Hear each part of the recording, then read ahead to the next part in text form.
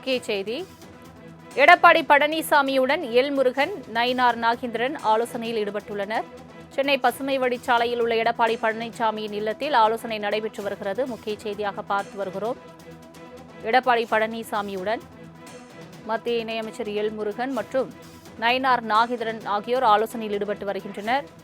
இது தொடர்பான மேலும் விவரங்களை தருவதற்காக செய்தியாளர் ராஜேஷ் இணைப்பில் இருக்கிறார். ராஜேஷ், வணக்கம். இபிஎஸ் உடன் தற்பொழுது மத்திய இணையமைச்சர் எல் முருகன் மற்றும் பாஜக மாநில தலைவர் நயினார் நாகேந்திரன் ஆகியோர் சந்தித்து ஆலோசனையில் ஈடுபட்டு வருகின்றனர். என்னென்ன விவகாரங்கள் தொடர்பாக ஆலோசனை நடைபெற்று வருகிறது? முழு விவரங்கள்.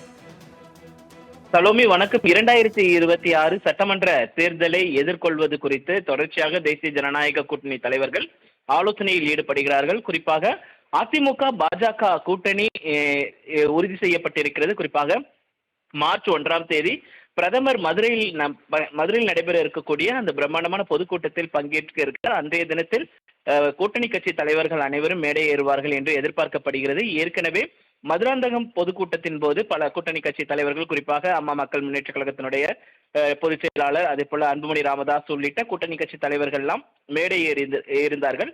அதன் அடிப்படையில் மார்ச் 1ஆம் தேதி அங்கு மதுரையில் நடக்கக்கூடிய அந்த பொதுக்கூட்டத்திலும் கூட்டணி கட்சி தலைவர்கள் பங்கேற்க உள்ளதாக தகவல் வெளியாகி இருக்கிறது. குறிப்பாக பாஜகவிற்கு எத்தனை தொகுதிகள் ஒதுக்கப்படுள்ளன, தொகுதி பங்கீடு பேச்சுவார்த்தைகள் எல்லாம் நடைபெற இருக்கிறது. அதற்கான ஏற்பாடுகள் எல்லாம் நடைபெற்று வரக்கூடிய சூழ்நிலையில்தான் தற்பொழுது சென்னை பசுமை வழி சாலையில் இருக்கக்கூடிய எடப்பாடி பழனிசாமி அவர்களுடைய இல்லத்தில் தற்பொழுது ஆலோசனை என்பது நடைபெற்று வருகிறது. இந்த ஆலோசனையை பொறுத்த வரைக்கும் பிரதமருடைய வருகை, அதற்கு செய்ய வேண்டிய ஏற்பாடுகள், அதே போல கூட்டணியில் இன்னும் சில கட்சிகள் வருவதற்கான வாய்ப்புகள் இருப்பதாக ஏற்கனவே பாஜகவும் சரி அதிமுகவும் சரி தொடர்ச்சியாக கூறி வருகிறார்கள்.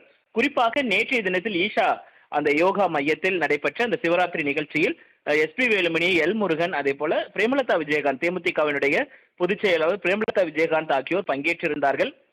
கூட்டணி கிட்டத்தட்ட உறுதி செய்யப்பட்டு விட்டதாக தகவல் எல்லாம் வெளியாகி இருந்த நிலையில் தற்பொழுது அந்த பேச்சுவார்த்தையில் என்ன இடம்பெற்றது, தேமுதிக தரப்பிலிருந்து என்ன கூறப்பட்டது என்பது குறித்து எல் முருகன் எடப்பாடி பழனிசாமியுடன் ஆலோசனை மேற்கொண்டு வருகிறார். இன்னும் பல கட்சிகளை கூட்டணிக்குள் கொண்டு வருவதற்கான வாய்ப்புகள், அதற்கான என்ன செய்ய வேண்டும் என்பது குறித்தும் மார்ச் 1ஆம் தேதிக்குள்ளாக பிரதமர் வருகைக்கு முன்பாகவே இந்த கூட்டணிகள் எல்லாம் தொகுதி பங்கீடுகள் உள்ளிட்டவைகள் எல்லாம் இறுதி செய்ய வேண்டும் என்பதுதான் அதிமுகவினுடைய முக்கிய நடவடிக்கையாக இருக்கிறது. அதன் ஒரு பகுதியாகத்தான் தற்பொழுது இந்த ஆலோசனை நடைபெற்று வருவதாக தகவல் வெளியாகி இருக்கிறது. ராஜேஷ், இன்னும் தேமுதிக பொறுத்தவரை கூட்டணி நிலைப்பாடு என்ன என்று தெரியாமல் இருக்கக்கூடிய நிலையில் பேச்சுவார்த்தை ஒரு பக்கம் நடைபெற்று வருவதாகவும் தகவல் அவ்வப்போது வெளியாகி இருக்கிறது. இந்த மார்ச் 1ஆம் தேதி பிரதமர் மோடி தலைமையில் நடைபெறக்கூடிய அந்த பொதுக்கூட்டத்தில் தேமுதிக கட்சி பங்கேற்க வாய்ப்பு இருக்கிறது. அது தொடர்பான தகவலை சொல்லுங்க. சலோமி, நிச்சயமாக இருப்பதாகத்தான் தகவல் வெளியாகி இருக்கிறது. குறிப்பாக திமுகவுடன் அவர்கள் பேச்சுவார்த்தையில் ஈடுபட்டு வந்ததாக கூறப்பட்ட நிலையில் திமுகவினுடைய அமைச்சர்கள் தேமுதிகவை கடுமையாக விமர்சிக்க தொடங்கியிருக்கிறார்கள். குறிப்பாக ராஜகண்ணப்பன் போன்றவர்கள் எல்லாம் தேமுதிக ஒரு கட்சியே கிடையாது என்றெல்லாம் அவர் விமர்சிக்க தொடங்கியிருந்தார். இந்த நிலையில்தான் நேற்றைய தினத்தில் சிவராத்திரி, மகா சிவராத்திரி கோவையில் இருக்கக்கூடிய ஈஷா மையத்தில் நடைபெற்றது. அங்கு பேச்சுவார்த்தை என்பது நடைபெற்றதாக கூறப்பட்டது. குறிப்பாக 2024 தேர்தலின் போது கூட அங்குதான் அந்த பேச்சுவார்த்தை நடைபெற்றதாக தகவல் எல்லாம் வெளியாகி இருந்தது. குறிப்பாக இந்த பேச்சுவார்த்தையும் அங்குதான் தொடங்கியிருக்கிறது.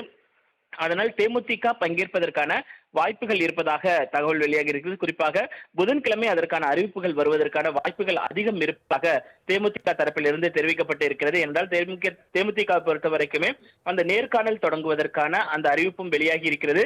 அதனால் தேசிய ஜனநாயக கூட்டணியில் தேமுதிக இணைவதற்கான அனைத்து வாய்ப்புகளும் இருக்கிறது. மார்ச் 1ஆம் தேதி அவர்களும் அந்த மேடையில் பங்கேற்பார்கள் என்றும் எதிர்பார்க்கப்படுகிறது. தங்களின் முழு விவரங்களுக்கு நன்றி ராஜேஷ்.